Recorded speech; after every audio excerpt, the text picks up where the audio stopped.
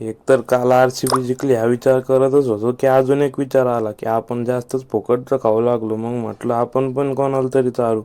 युवराज भाऊला फोन केला आणि म्हटलं चल तुला चहा पाजतो. मग काय भाऊ लगेच आला ना पळत. तो पण फुकटचं सोडत नाही. भाऊला आणलं दर्ग्याला आणि पाजली चहा. भाऊ खुशच झाला सकाळी सकाळी. मग काय निघलो तिथून चहा पिऊन. तर हे मामा दिसले. त्याला म्हटलं बाबा दुरून घे गाडी, नाही तर 10 रुपये चहासाठी 500ची फाईन पडन. मग युवराज भाऊने डायरेक्ट लांबूनच पळवली आणि सोडलं मला घरी आणून. येऊन कामाचं आवरलं आणि निघालो कामाला. दुपारी ब्रेक घेतलं तर अचानक एवढा पाऊस लागला. एक तर वातावरणाचं काही समजून नाही लागलं. काही धूप येतो काही बारिश. मग काय निघलो कामाला. जाताना मस्त भुरभुर चालू होती आणि त्यात भिजत भिजत जात होतो. सुनील भाऊ आपला गाडी चालवत होता.